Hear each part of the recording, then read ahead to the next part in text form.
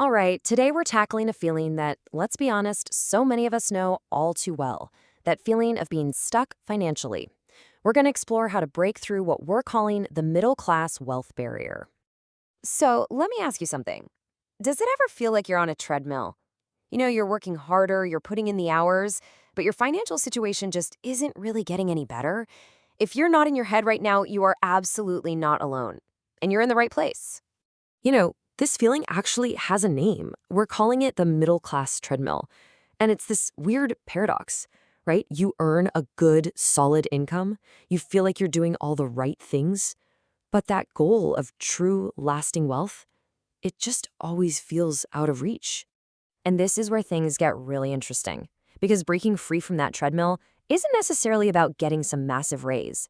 The real barrier between the middle class and the wealthy isn't income. It's habits. It's so much less about how big your paycheck is and so much more about what you do with it. Okay, so let's dive into the very first of these habits. We'll call it the mindset hurdle, because really any big financial change, it always starts up here in your head. It's all about how you think about money.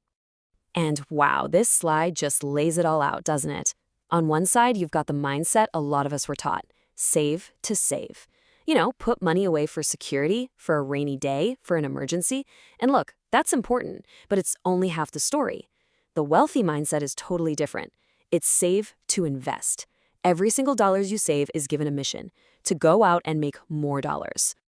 Okay, so what does that even mean, saving to invest? Well, it's about building up your money with one specific purpose: to buy assets. And assets are just things that put more money into your pocket. We're talking about things like stocks, real estate, maybe a piece of a business, things that can grow in value or, even better, generate their own income. And this right here really gets to the core of it. The person on the left is locked into that cycle of active income. You trade your time for a paycheck. But the person on the right, they have a totally different goal: asset acquisition. They're using that paycheck to buy assets, to build a portfolio that eventually does the work for them. All right, so we've covered the mindset piece. Now let's talk about where the money actually goes. This brings us to our second big habit: the spending leaks. Think of your income like water pouring into a bucket. Well, for a lot of folks, that bucket is just full of holes. There's a quote that just nails this idea perfectly.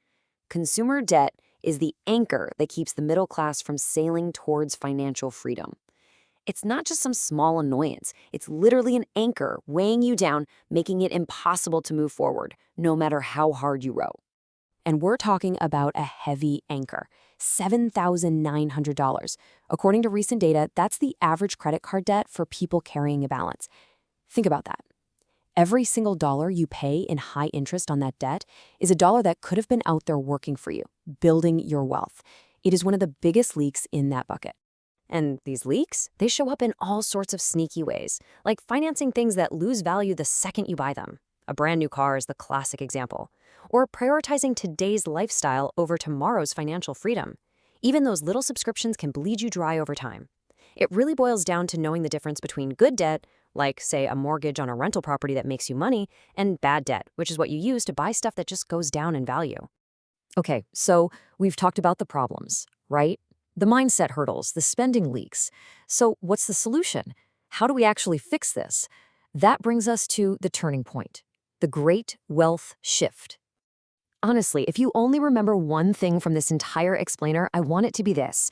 The whole journey is about making one fundamental shift in your identity, moving from being primarily a consumer, someone who uses their money to buy stuff, to becoming an owner, someone who uses their money to acquire assets.